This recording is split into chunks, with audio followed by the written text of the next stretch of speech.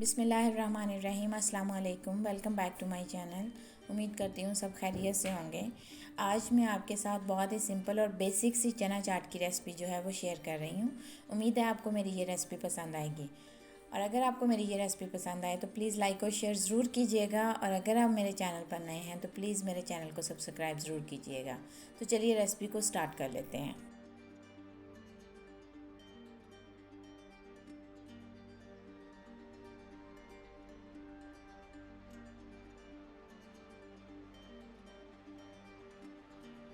चना चाट की ये रेसिपी बनाने के लिए सबसे पहले हम हरी चटनी तैयार कर लेते हैं। हरी चटनी तैयार करने के लिए सबसे पहले थोड़ा सा हरा धनिया, थोड़ा पुदीना और 2 हरी मिर्चें लेके उनको अच्छे तरीके से जो है वो ब्लेंड कर लें। फिर एक बाउल में 1/4 कप के करीब जो है वो दही लें और उसे अच्छे से फेंट लें।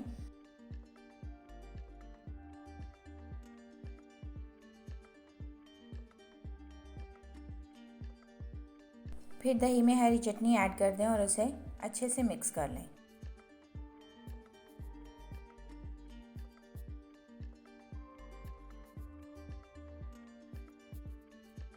अब दही के इस मिक्सचर में 1 टेबलस्पून इमली की चटनी, 1 कप उबले हुए चने,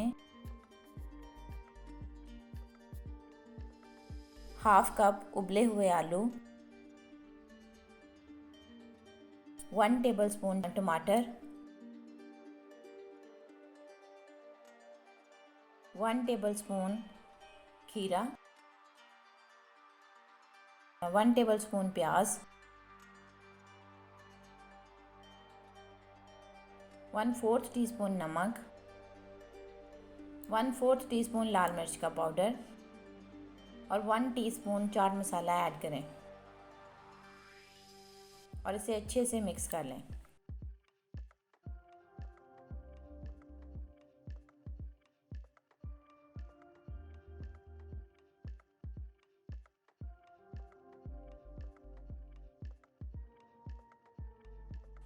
अब एक सर्विंग बाउल लें और उसमें चना चाट जो है वो ऐड कर दें।